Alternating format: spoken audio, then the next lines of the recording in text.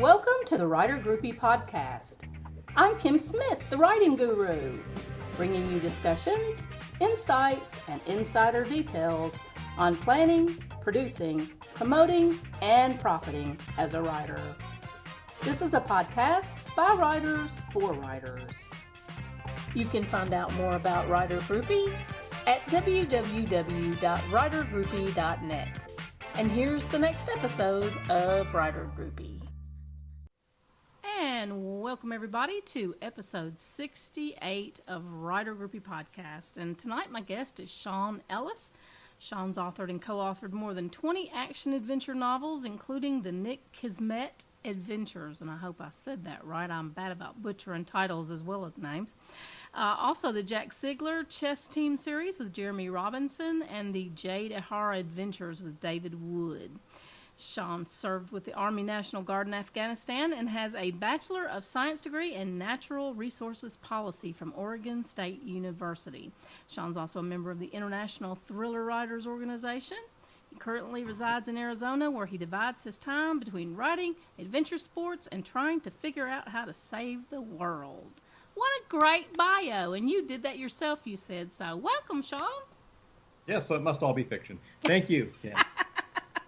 And hello to everyone out there in podcast land. Yeah, well, you know, maybe next time when I get ready to update my bio, I'm going to contact you. Because you could make me sound good. I tell lies for a living. Listen, it's wonderful having you on the show. I do appreciate it, and I want to just give a shout-out to Kurt Mueller over at Speaking Volumes. He's been just tremendous about sharing his authors and getting them to, contact me about being on the podcast, and it has just been wonderful. Y'all are all fabulous authors. I'm so jealous. I want to be as famous as y'all are one day. Y'all give me something to aspire to. Aim higher than that. So why don't you break the ice for us, Sean, and tell us about you and your writing journey.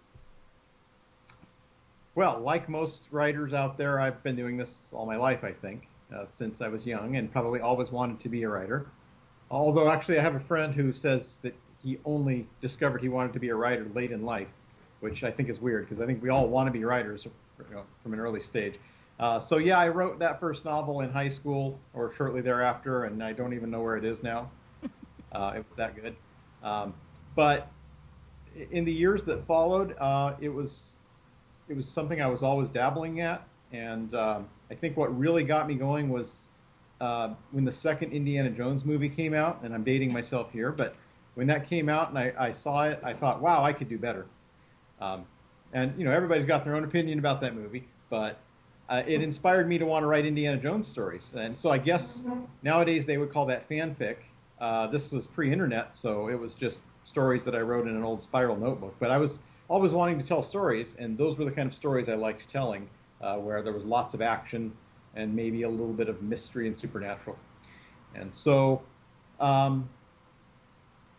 really the first novels that I completed for actually to try to publish were Indiana Jones stories. And then eventually I realized how the publishing world works, that wasn't really acceptable, that you have to wait for somebody to invite you to do that. So I kind of retooled those and played with them a little bit until they were original works that I could try to publish on my own. And that, of course, was also sort of pre-internet. Ebooks were just starting to take off about the time I finished that first one. And I did things the traditional way. I tried to get a publisher, an agent, so forth, and had some success getting an agent, but no success getting a publisher. And then eventually I started looking at alternate publishing options, like small presses, and that was what I eventually did. I was able to get published through some small presses, get my books out. And it wasn't until much, much later, just within the last few years, that I was able to connect with other authors through networking and start collaborating with them. And that's what really kind of took off for me by the collaborations that I mentioned with Jeremy Robinson and David Wood. And those have really enabled me to write full time and opened up lots of doors. I was doing my research, looking at your books and things, and I noticed that you did have some co-authoring going on there. And I was really curious about that because I have never co-authored with anyone well, once I did, but not for publication. And I want to know what that experience is like. What's it like to write a book with somebody else? Well, I'm sure that it's different in every case, how it works. I've done it with, I think, counting the work that I did on Camp Zero with Sharon and Bob Anderson. If I count them, I think that's 5 different co-authored projects, different authors that I've worked with. And in my case, what usually happens with all of them is that I pitch the idea. Maybe like I get the general concept of, hey, we want you to write a story about these characters. And then I come up with the rest of it. And it's pretty much from me. And then I produce the draft and I turn it over to them and let them do whatever they want to it. Wow. But I don't know how it works for other authors. That I know some of them have reported that their collaborator is very involved in the process. Others, I think, take more of a, just give me a manuscript and I'll slap my name on it when you're done. So I think, the challenge can be trying to find that author's voice and imitate it as closely as possible. I think I've got a knack for it, but you'd have to ask my co-authors if that's true. Well, that's fabulous. I mean, the thing that would be a problem for me, I guess, is trying to find someone whose voice matches my own, of course, as you just said, but also someone who would be interested in the type of goofy, zany characters that I write. I know you do thriller and action adventure. Isn't your latest book a sci-fi? Referring to Camp Zero? Uh-huh. You could call it that, I guess. It's sci-fi the way maybe Hunger Games is sci-fi, where it takes place in a futuristic environment, but it's not really. That's just the setting. The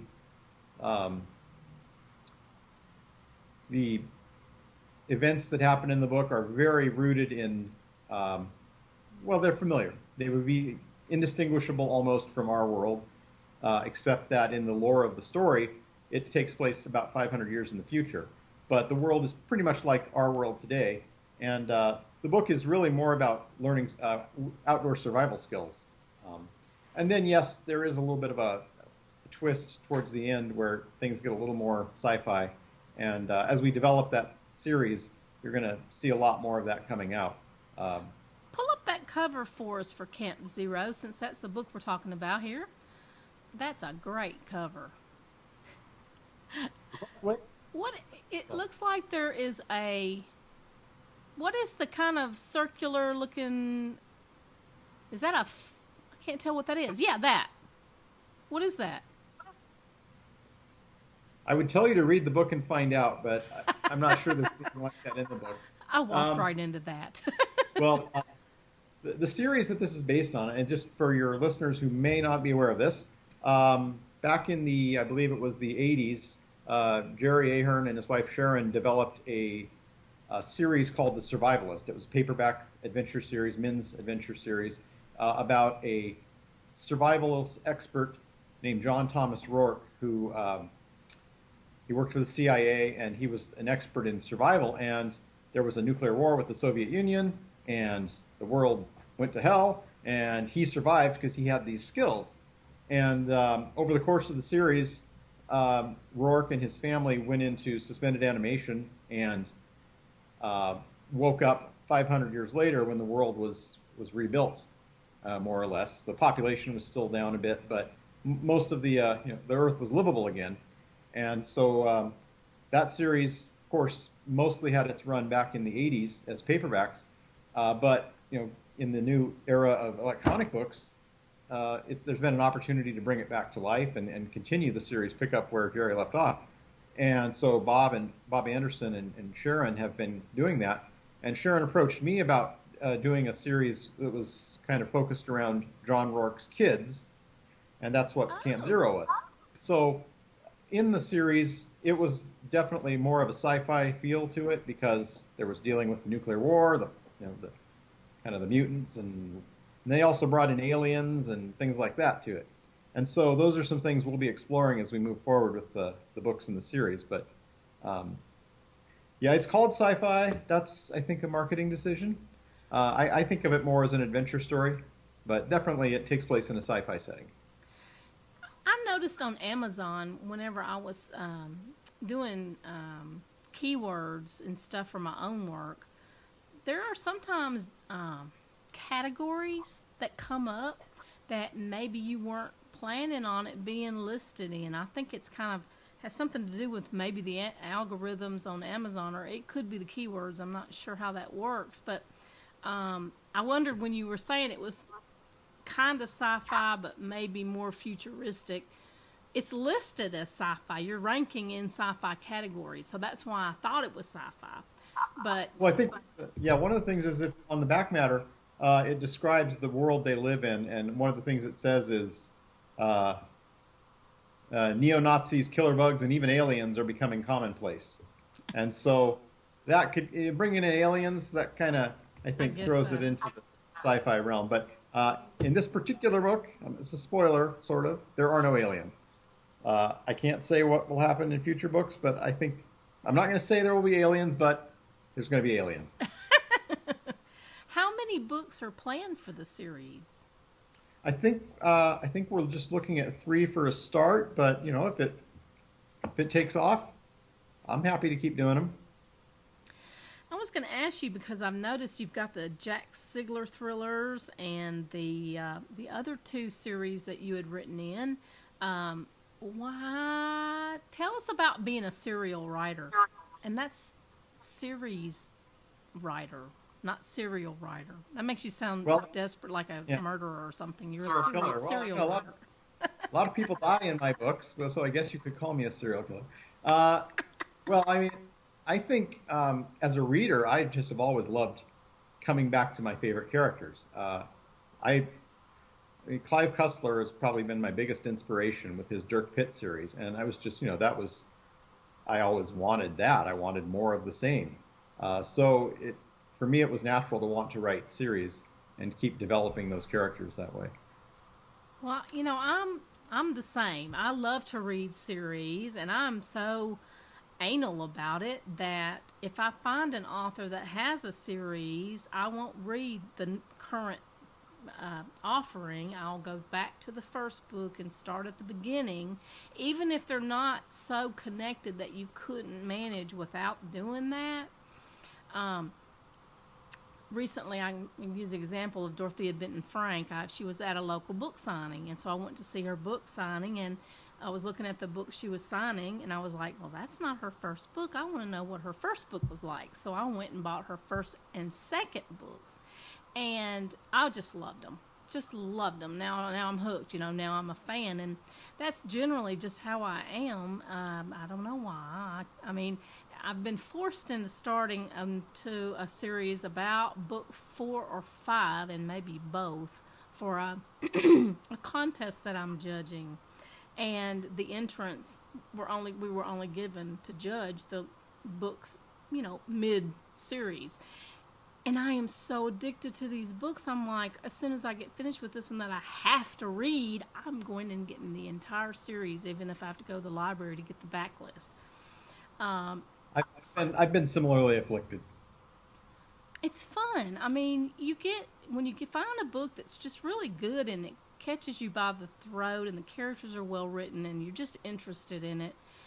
It's just there's nothing better as a reader than to just go get that first book or second, or wherever you are in the series, and just sit down and devour it, and you're just you're ready for the next one. I mean, when I discovered the Hunger Games, speaking of the Hunger Games, I was reading them electronically, and I read the first one. I went, where's the link? You know how you go, click the button, get the next one. Did the same thing all the way through the series. So I guess I'm just a fan. I really am the writer groupie. I really, truly am.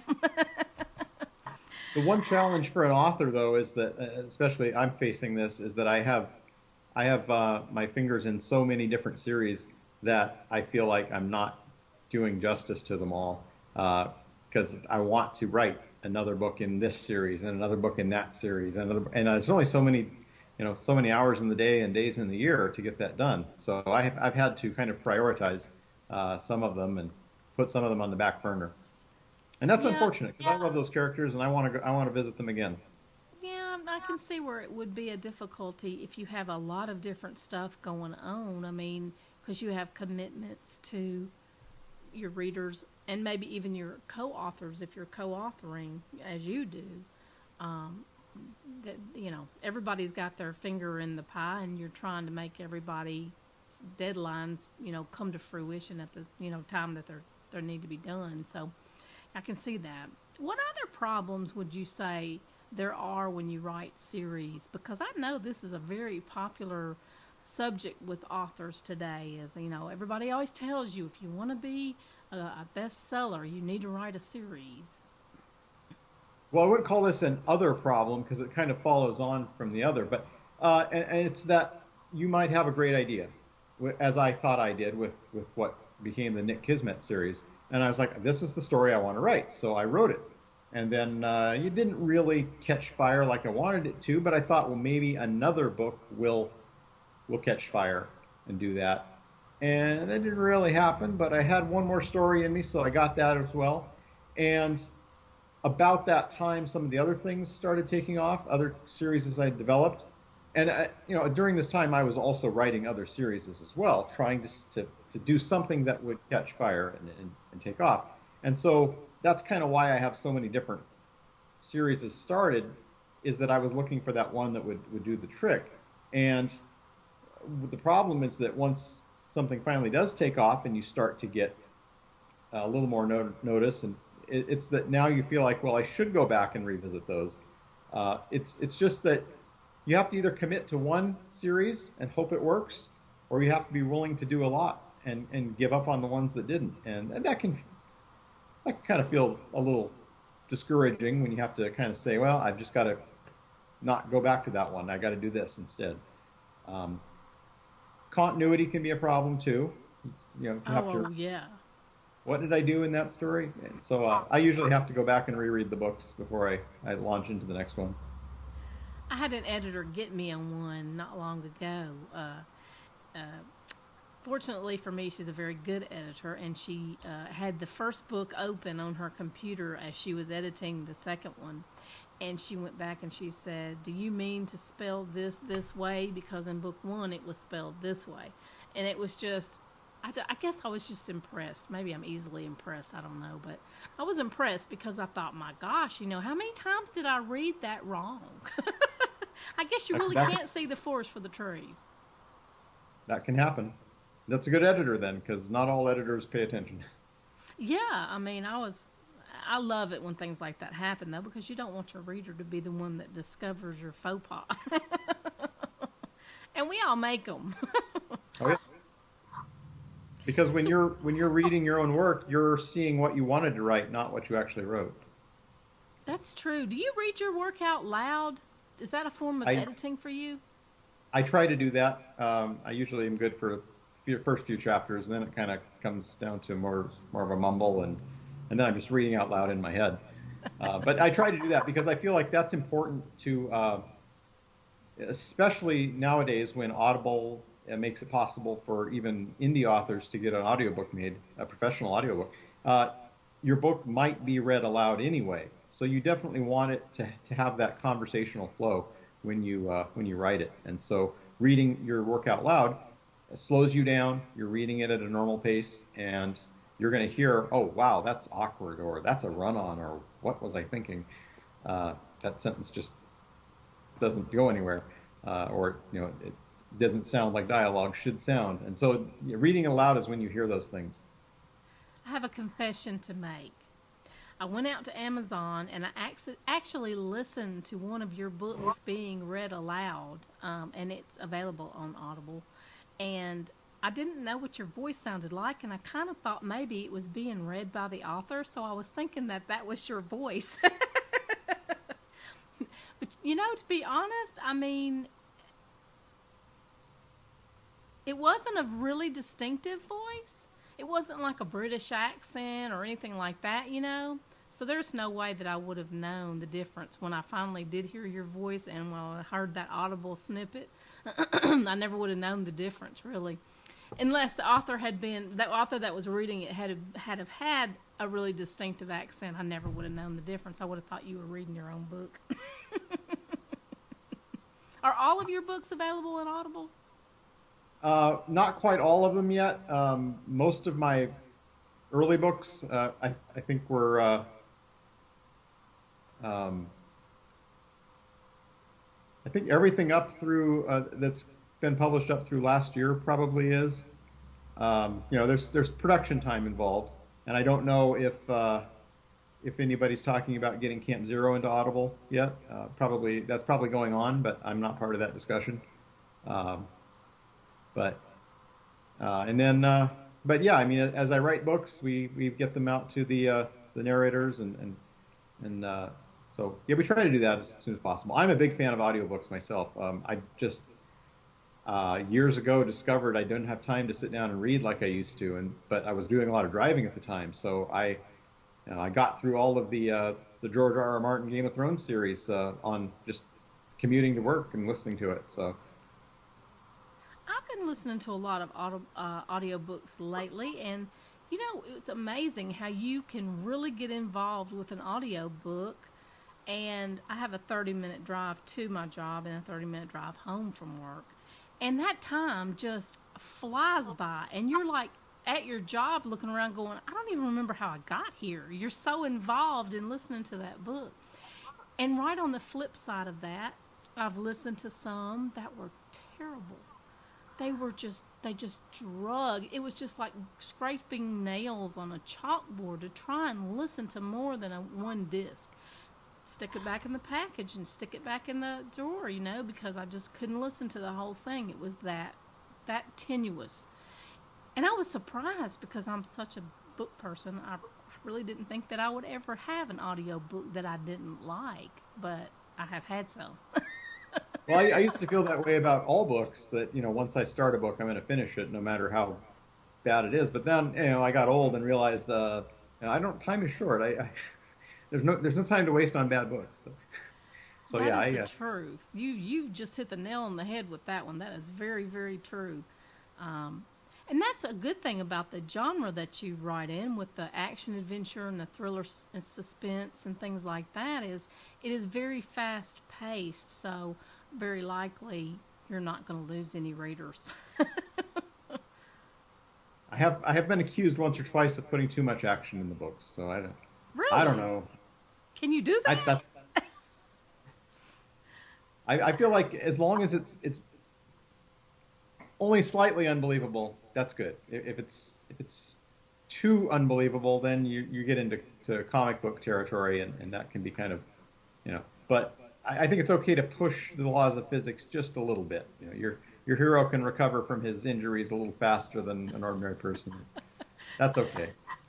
Well, listen, my husband is one of the most, oh my gosh, he just loves the action movies. He will watch action movies all day and all night. He'll go to the movies, catch the first run action movies. He just loves them. And so I may be getting one of your books in an audio form for him to see how he likes action adventures via audiobook. And that may be a new venue for him, because I think they're about to run out of action adventures he hasn't seen yet. So well, and I'll keep working on getting them into movies. I'm sorry, go ahead. I'll keep working on getting them made into movies, too. So. Yeah, you do that, because I promise you already have a fan. If it's an action adventure, he's going to be there. I was going to ask you, if a reader wanted to start with your books, what book would you recommend they picked up first? Well, I'll talk about what I've got, and then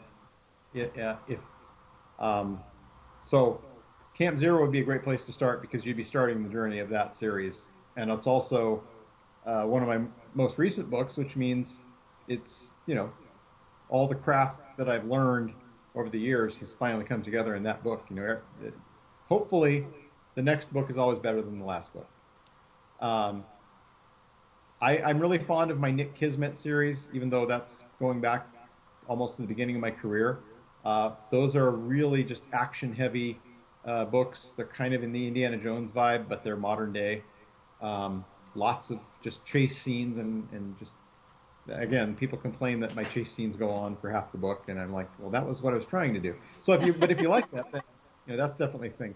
Another series that I've got that I'm really very fond of, it's called The Adventures of Dodge Dalton, and it's more like the Indiana Jones period. It's set in the late 1930s, and it's very pulpy, kind of retro sci-fi. I think they call it diesel punk now, and it's gone to 4 books now. We just released the 4th book. I actually got a co-writer to help me with that one, but it's kind of like the Doc Savage pulp novels of the early 30s, and that was my inspiration for those. And that's a fun series too. There's 4 books in the series so far, and we're trying to keep it going. So there's that. The other ones, the work that I've done with other authors, it's a great place too. But I'm really, those are the 2 that are mine. I've got some others as well, but those are 2 that I would definitely recommend.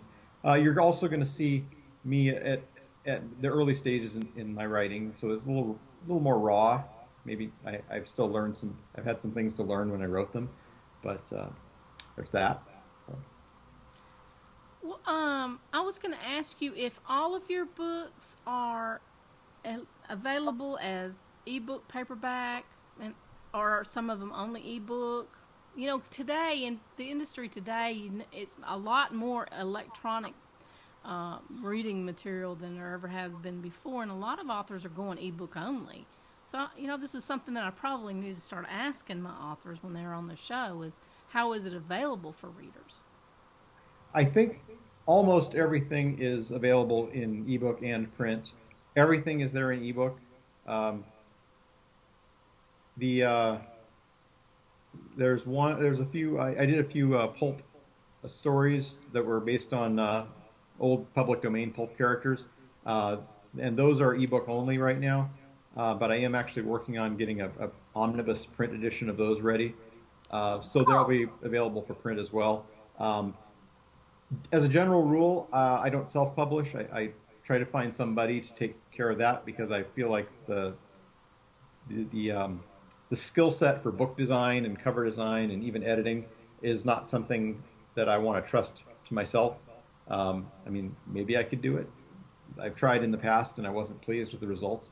And so that's like, as it would be advice that I give to anybody who's wanting to self-publish. If you want to self-publish, go find yourself a very capable editor. Find yourself somebody who knows about book design to put the package together. Find a good cover artist. And a friend of mine, actually one of my co-authors, David Wood, he also has a podcast where he gives advice to indie published authors. And he talked about cover art options, and there's a lot of them now where you can go and you can buy a pre-made cover. It's just like buying the picture, only it's been formatted for a book cover. And you find a cover that it's got some people running, and that could be the cover of my book. And there's the Eiffel Tower in the background, so I'll buy that cover, and it's only like $50 or so, and you've got a professional quality cover. So those are things you want to do. You definitely want to spend a little money up front before you publish that book if you self-publish. I have usually gone with some small press, and that's another option. Just recognize that you're going to have to give up a good chunk of the royalty on that book to your publisher, because that's the deal you make with them.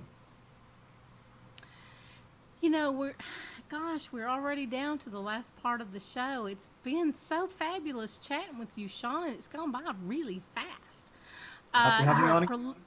You are a prolific author, and I know you're going to have some really good stuff coming down the pike. I hope you'll come back. We'll chat again about some more of your work when it comes out. At this time, though, I like to ask my authors to give a bit of advice, pay it forward a little bit to an aspiring author. Tell them something you wish someone had told you when you were first getting started. Network. And it's going to feel a little stalkery at first, because you're going to be reaching out to these authors that you admire, and they're going to treat you a little bit like you're crazy, and that's okay. But what happened with me early on is that I reached out to authors that wrote professionally in the genre that I wanted to write professionally, and I asked them for, would they give me a blurb for my cover? And I don't know, if they still are willing to do things like that, because a lot of them are limited by their publishers to what they can promote, and a lot of them just don't have the time to do it. They get a lot of requests like that. But if you can at least develop a network relationship with them now, like through social media, and promote them, be their fan, and eventually, the more you associate with them and help them, you're going to eventually, if nothing else, you're going to learn some wisdom from them. It'll trickle down to you. But if you can make those connections, and it doesn't have to be with the top tier authors. It can be with a lot of these authors at my stage of the game, or we're willing to help. We want to pay it forward. So you just have to reach out to us and network with us. That would be the thing that's benefited me the most, I think. So I would put that out there, and all the published authors who hear that are probably going to be like, no. But no, that's what you've got to do. The rest of it would be you have to write. If you don't write, you can't get published. You have to really you can't limit yourself with, I've got writer's block, I'm just not inspired, I'm busy, because you won't produce it. You've got to write the stories. It's the only way to actually have success. Is people can't read your books if you don't write them. You cannot edit an empty page. That is the best quote that I've ever heard, read, and share it very often, is you cannot edit an empty page. If you don't sit down and write something, it's never going to be anything. Thank you so much for coming on the show, Sean. It's been fabulous, and I have enjoyed it thoroughly, and I'm so pleased for you. Won't you hold up Camp Zero one more time so we can see that cover again? You guys go out and find Sean and Camp Zero. You can go to the Speaking Volumes authors list on their site, and you can find out more about Sean and his work. Sean, I'm going to close up our show, but I'll be right back with you, okay? Thank you. Thanks again. Thank you for listening to this episode of Writer Groupie. For booking information, show notes, and more, visit writergroupie.net.